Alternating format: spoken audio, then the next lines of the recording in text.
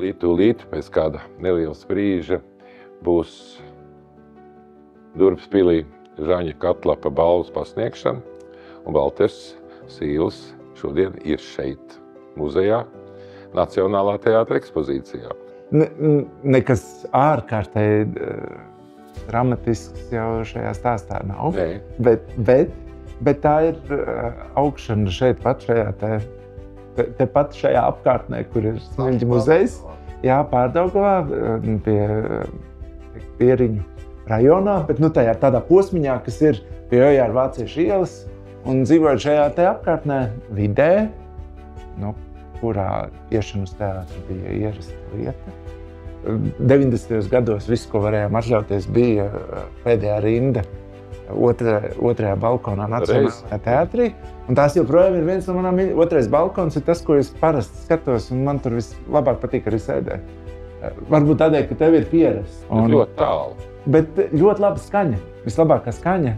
Vienmēr saka, kā tev balss aizies līdz otram balkonam. Protams. Otrajā balkonā dzird, kā tu elpo. Katru mikro elpu dzird.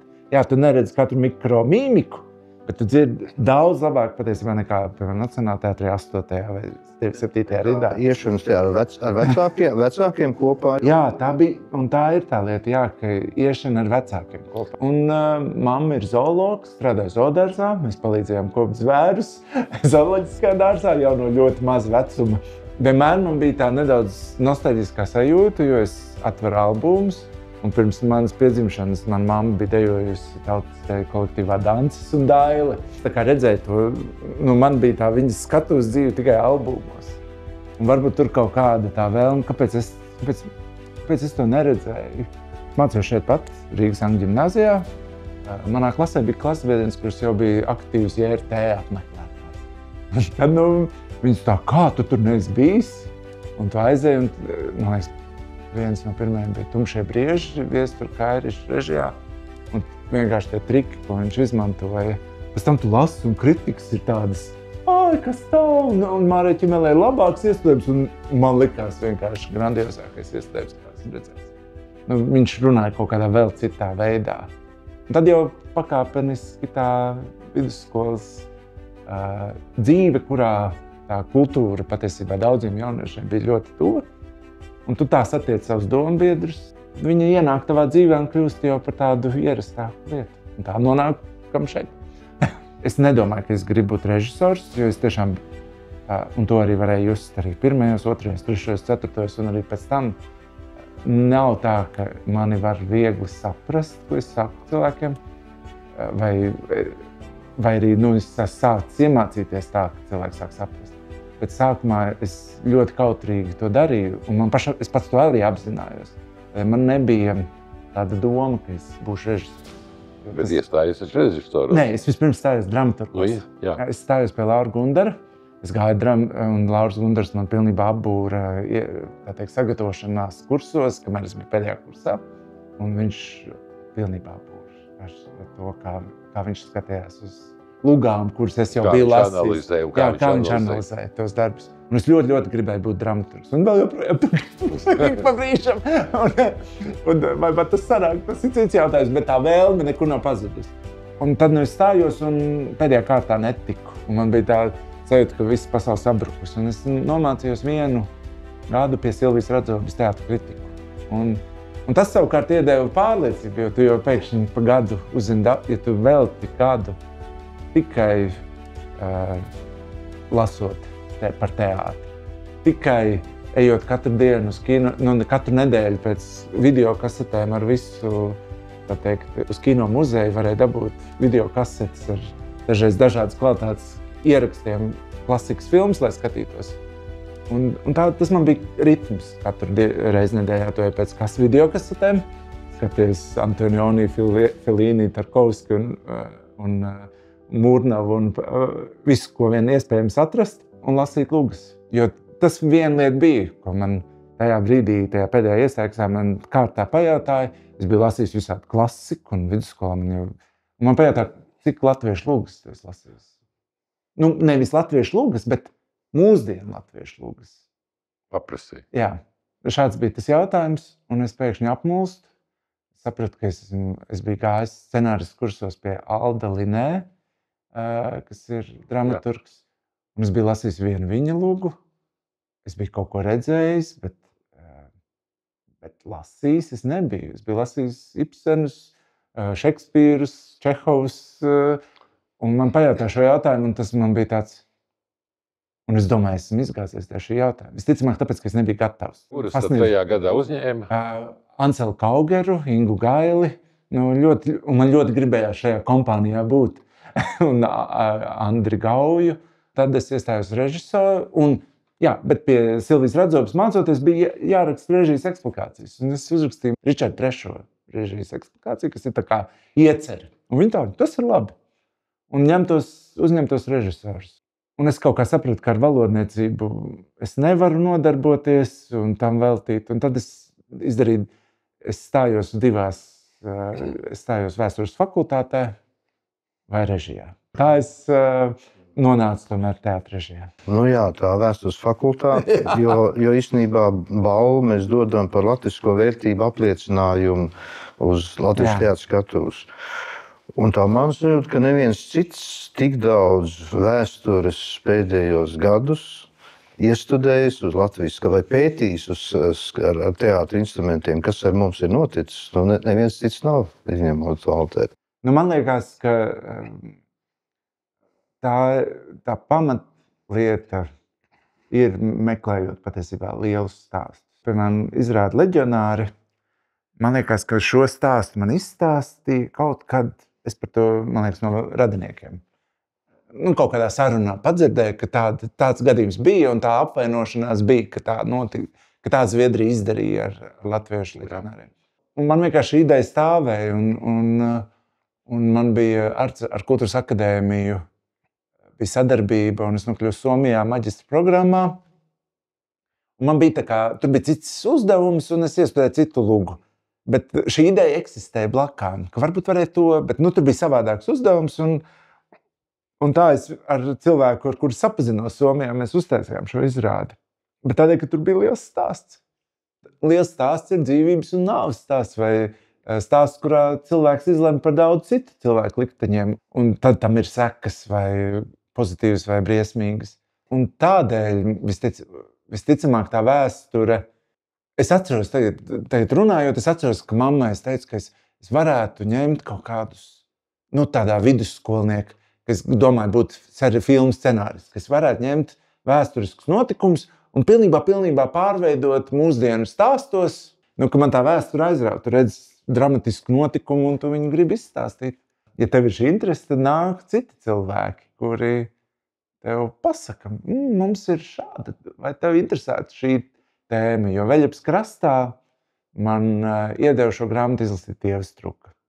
Man bija cita ideja par, man liekas, es viņai piedāvāju, tagad Dēls teātrī iestudēs, saucās Nāve un Jaunava, Čīles lūga, autora lūga. Viņa būs tagad beidzot iestudēta.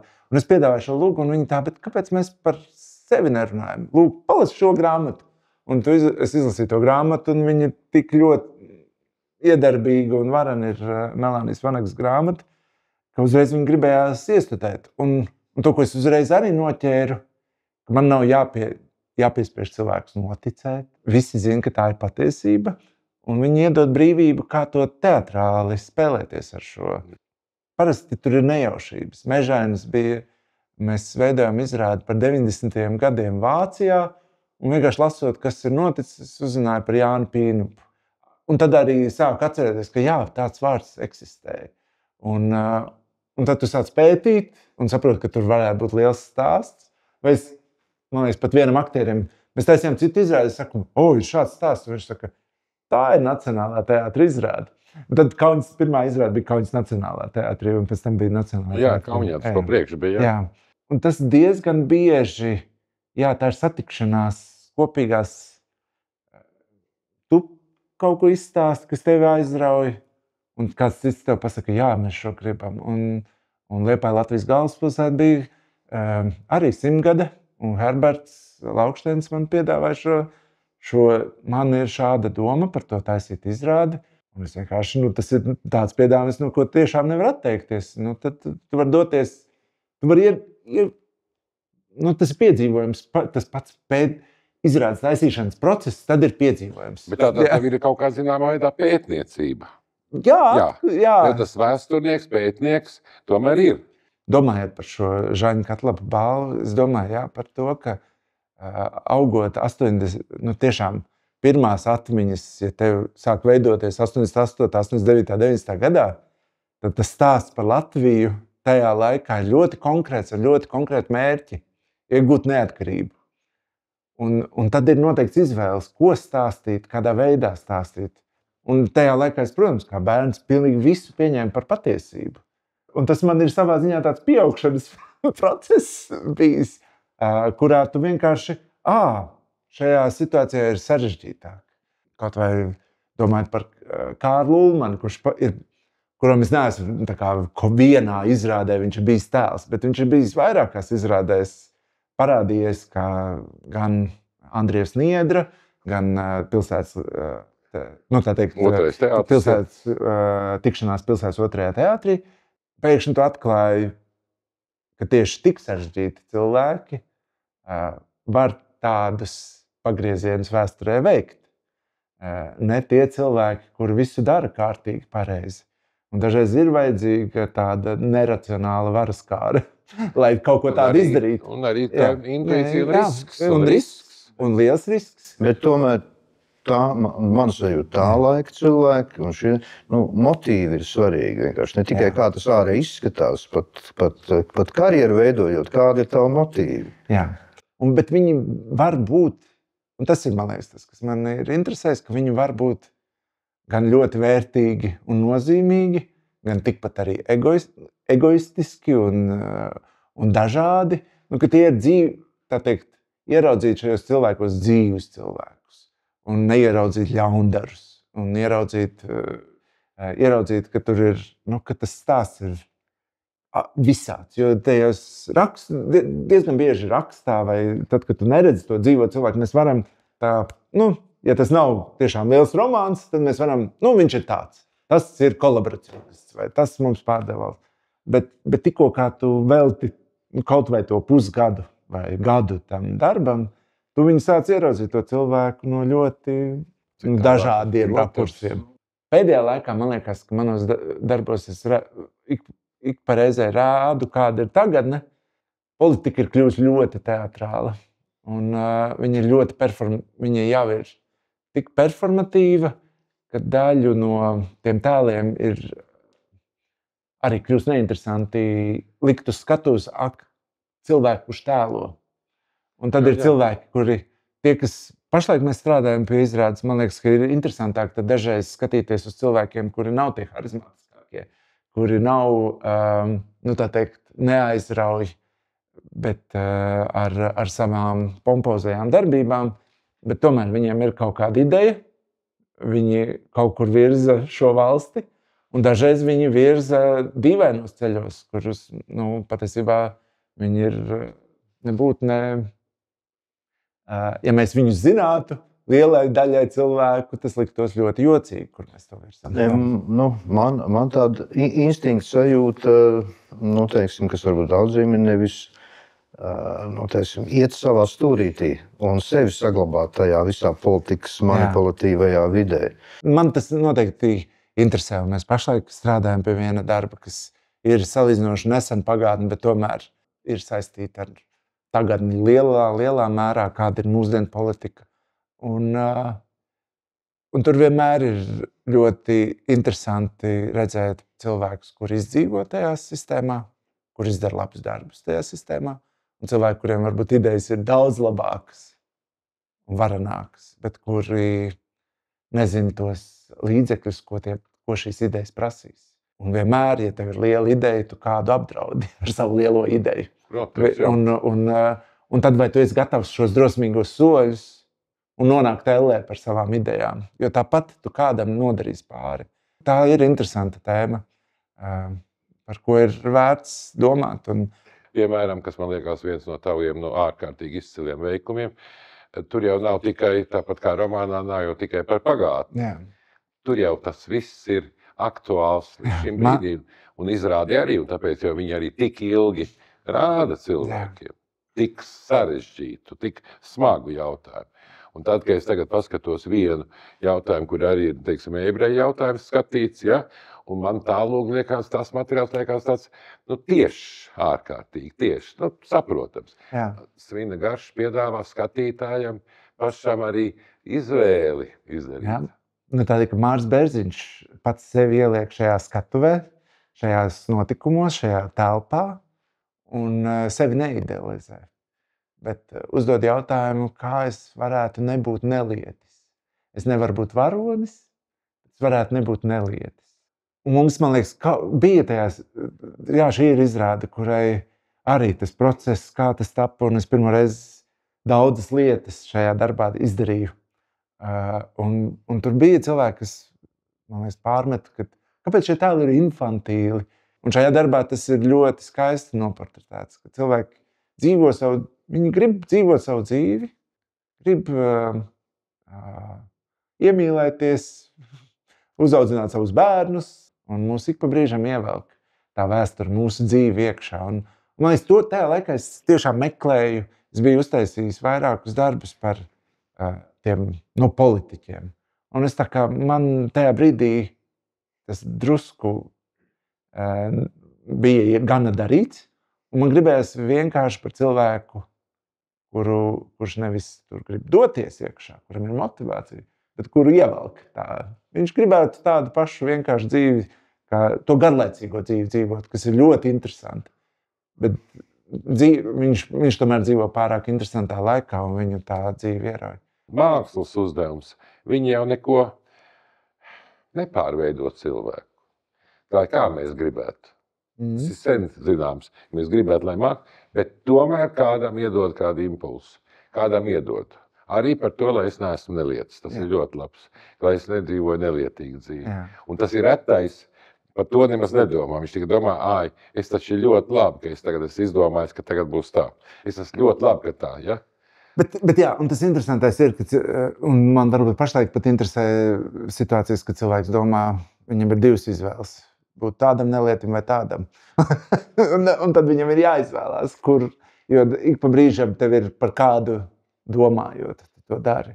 Un lielākoties tas ir man, tas, kas ir, interesē arī tajās vēsturiskos cilvēkos, kur tu redzi, kur tu vari arī spoguļoties, kur tu vari savu apmulsumu noteiktās situācijā. Es Juhas Jokeles lūgu, viņa saucās Migla, mēs viņu pārstāstām finlandizāciju. Es viņu lasīju un sastapos, visticamāk, arī viņš to bija Somijā piedzīvojis. Un es lasīju, kā viņš to zina, ka tā bija, ka tās absolūti sarežģītās izvēles, kuras ļoti daudz mākslinieki viņiem nācās pieņemt un izvēlēties, kā dzīvot pēc 14. gada. Un tajā brīdī, kad tomēr Latvijas kultūra ar Krievijas kultūru bija ļoti sasaistīta. Un var teikt, ka cik šausmīgi, patiesībā mēs bijām priecīgi viens otru satikt.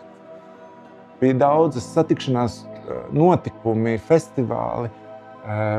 Es ar prieku braucu, rādīt izrādi Permā, Sanktpēterburgā. Un tad notiek šīs te brīdis, kur tu redzi, kādas izvēles nākās pieņemt cilvēkiem Krievijā. Un kā izdarīt to izvēli.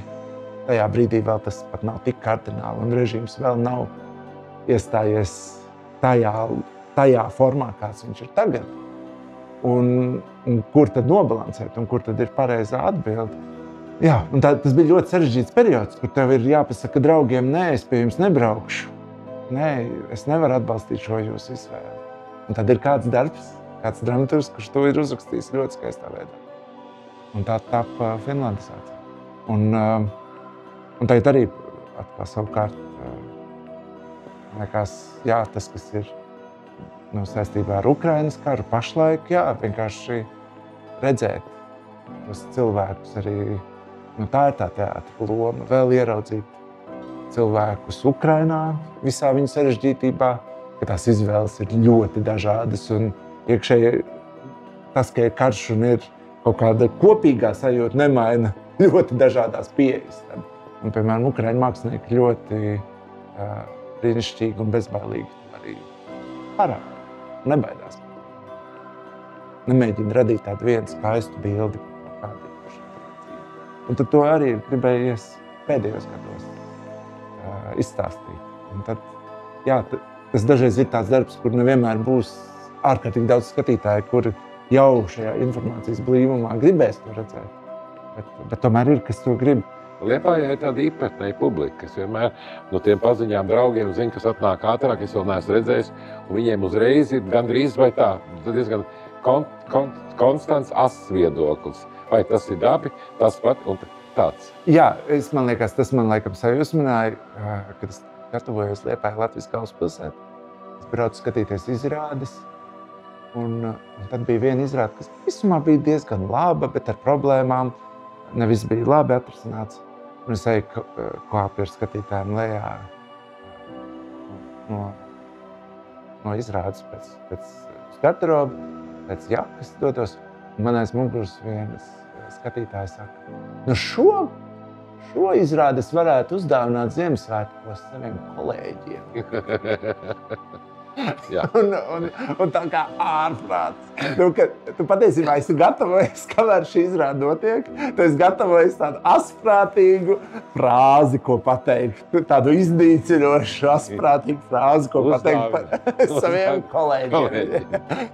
Un dažreiz ir izrādes, kurš tā kā lēnām atklāja, ka tur, bet ne reti patiesībā Liepājā ir tā, ka, izrāde, lai vēl padzīvojas, tūlīt sanāks tie skatītāji. Diezgan vai nu tu esi vinnējis, vai nu zaudējis. Momentāli gandrīz vairs. Un tiešām ir gandrīz, un tas ieteikumu tīkls ir jūtams, ka cilvēki būs gatavi, pateiks, ej, un tad arī tev uzticās un dodās uz to izrādi skatīties, vai arī ir tie pirmie drosmīgie, un tālāk nākamie skatītāji nesako. Pat, ja izrāde ir laba un patīk, un ir ļoti vērtīga, tā ir ļoti interesanta un ļoti godīga arī cīņa. Vai tas ir aktuāli man, vai tas nav aktuāli man. Bet teātrī tikko, kā, man liekas, to ir vēl citi, es neesmu ne pirmais, bet man liekas, arī Andris Keiša to teica, ja izrādē nav joks. Un to viņš teica tad, kad es studēju, un tu tiešām pamani, ka tā tas ir. Ja izrādē nav daļa joka, pat visnopietnākajā izrādē, tu kaut ko esi nepareizi izdarījis. Kā šajā tehnikā atklāt kaut ko jaunu? Kā ar šiem papīra lelītēm radīt nākamo brīnumu? Mēs esam iepazīstinājuši pirmajā ainā, mēs darām tā, kas būs interesantāk, kur viņi varēs atvērties, ko vēl mēs varam, kādu vēl triku. Un pat tas viens triks, kur tad ir bungas, tas ir visparastākais no fizikas grāmatiņām paņemta bilde, un es redzu, ka bildītē tajā komiksā šī darbība ir. Un es atceros to prieku, ka es visiem saku, tur būs multene, tās bungas viņas sitīs. Un visi, ko tu runā? Un es tikai izkrāsoju divas kopijas, vienā izkrāsoju vienas rundziņas un otrā. Un pēc tam Uģis Bērziņš to tiešām izdarīja smuki. Bet redziet, kaut kas jau ir, un tāpat cilvēki neredz to. Un tad, kad tas tiek izkrāsots un tiešām labi, pēc tam mākslinieks to izdarīja to ideju, un tu redzi, un tu saki, es uzvarēju, jā, ir, redziet, kustās, tās divas lapiņas kustās. Tas ir tas prieks pašā stāstā, tas ir mirklis gaismas, un mēs dodamies ļoti trakā stāstā. Bet, un es atceros Veļupas krastā arī, es būdams, man liekas, arī pirms tam Nacionālā teātrī iestudēju, man liekas, Divas Lūkas. Un tas ir atlaust lūgu un tiešām tikt klātam autoram un vai padarīt vēl kaut ko atvērt vairāk un labāk. Tas ir ļoti smags darbs, tas nenotiek tā vienkārši. Un pēkšņi šī grāmata, un es varu ar viņu darīt visu kaut ko. un pēkšņi es atklāju tādu, tajā darbā bija, visi tāpat ticēs, visi zina, ka tas ir noticis. Un mēs sākām vienkārši, cik impulsus mums vajag dot skatītājiem, lai viņi sajustu to. Un tas bija ārkārtīgi radošs process. un brīvība dodoša. Un pēc tam cilvēki, kā jūs varējāt uztaisīt tik smagu darbu, bet tajā procesā jau mums bija jāspēlējās. Un tad, jā, tas gaišums, un vai man viņš ikdienā, nē, man ir bijuši brīži, kas ir kā mums visiem, kad mēs esam samulsuši un izmisuši, bet tajā pašā darbā tu to nevari darīt. Un dažreiz ir sanācis, ka tu dari tā, ka tu arī visi savus sāpes gribi ielikt, un tev ir nopietns materiāls. Un vienkārši viņš paliek tik smags, un tev nav ideju. Tajā darbā redzams, ka cilvēki ir sastinguši. Es tagad bet es zinu to pieredzi, ka mēs tā kārtīgi strādājam. Mēs dažreiz daudz vairāk pat strādājam. No rīta līdz vakaram cīnamies. Un skatītāji jūt vienkārši to, ka tas ir smagi. Un viņi saka, cik smagi. Jā, kā tu pieņem tad, kad ir bijuši noteikti gadījumi, kad izrādi veidojot nāk vēl pirms izrādes nodošanas, saka viedokļus, kritizē, saka tas par daudz, tas par maz, vai kā tu to pieņem? Es sākumā šausmīgi no tā baidījos. Jā.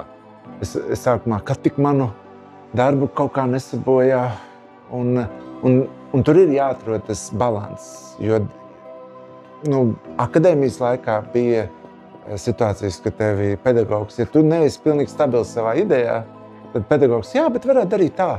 Un tu tiešām tici, jā, labi, tad es pārtaisu visu šitā te. Un tad viņi, bija taču daudz labāk, kāpēc tu tā izdarīji? Bet jūs man teicāt. Nē, tā ir tās skolas laiks, patiesībā ir mācīties dzirdēt ieteikumus.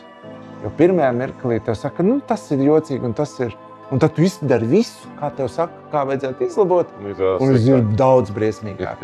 Un tādēļ, ka tev nav stingrs, tā teikt, tu neesi sapratis vēl, kas ir tas mugurkauls, ko nedrīkst kustināt. Un tad, kad tu daudz maz to zini, tad jau tu vari dzirdēt un ieraudzīt, jā, varbūt šo tiešām jāgriež ārā. Varbūt tas jau ir pat daudz. Dažreiz pēkšņi kāds ierauga kaut ko, vai tu esi par to visu laiku domājis, bet neesi pieķēries tajā lietā, jo ir lielākas problēmas. Un kāds pasaka, bet tas tiešām ir skrītoši slikti. Un tad, jā, labi. Un ir reizes, kad, jā, tad tu iemācies dzirdēt. Jo pēc tā vai tā, kādā brīdī tev būs tas skatītājs. Un viņš tev ļoti strikti pateiks, kas tās par beigām. Tev kaut kāds, tagad balvu pasniedz iepriekš kaut ko par katlapu. Tajā vēsturē fragmentiņi bija, kur viņš kaut ko, jā, bet vispār kaut ko tas izsaka. Jā, viņš izteica kā vārds. Man liekas, jā, un viņš Nacionālo teātru saistās. Tas mūsu darbs, domājot par šo pašu arī balvas, un to, ko arī viņš darīja ar Nacionālo dramaturgiju un iestudēju, ir tas, ka mēs varam pat vai šīs dažas lugas, kaut ko, varbūt 2 lugas, tā ir liela veiksme, padarīt, iesakņot drusku cilvēku apziņā. Un tad viņiem tā grāmata vai tas paliks. Mūsu darbs izgaist. Un man pirmais šoks bija Covid, kad daudz darba, kas vēl gāja un beidzās, jo tie 2 gadi iznīcināja ļoti daudz darbus, uz kuriem bija ilgs mūžs, un tikai daži paliek. Un tad tu saproti, viss izgaisīs, ko tu izdarīsi.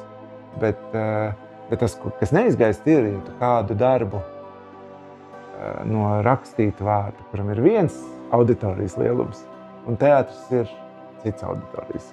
Un tu padari kaut ko, tā teikt, drusku iesakņo cilvēku apziņā. Un to vēl teātris spēja. Un tas ir tas, ko tagad patiesībā es atklāju, ka arī tas ir viņa darbs bijis. Un tur gan es tādu misijas apziņu jūtu, ka ja man izdosies savā mūžā kāda autora darbs paliks, un tad tas tiks, un es tur būšu nelielu pirkstiņu pielicis, ka tas palika lielākajai auditorijai svarīgs. Tas jau ir gana daudz. Un Blaumana kods ir fantastisks, jo tad, kad mēs taisījām arī to filmu, kur tu runāji, Indrā Blaumanas vēsts. Atceries par Indrādiem, ar Māriju taisīja. Tas ir Blaumaņa kods. Un tas kods mums ir ielikts, un viņš viss veidojās. Tikai apzināties, ka tie labie autori nevienu neidealizē. Viņi mums rāda ļoti. Un to, ka mēs gribam Un, piemēram, Blaumanī, jā, tie tēli gribētu kaut kādu pagātnes skaisto laiku, kurš nekad nav bijis. Mēs visu laiku iedomājamies, ka tāds ir bijis. Mēs vienmēr esam dzīvojuši tādu dīvainu, viegli nesaprotamu, pilnu pretrunām dzīvi.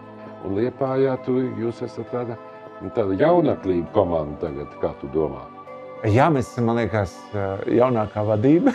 Viss starp lielajiem repertuāru teātriem. Nu, tev jau gan ir tagad tāds kvadrātais apakšteikums, man jau 40, bet, jā, tāpat. Un arī, protams, ka sastāvs tāds ir visumā jauneklīgs. Tajā pašā laikā gribās, lai tas nav tikai par jauniešiem. Jā, lai tas ir protams, visiem iedzīvotājiem. Jums ir jābūt tā, lai Liepājas visi skatītāji grib iet skatīties Liepājas teātra brīnišķīgajā ēkā.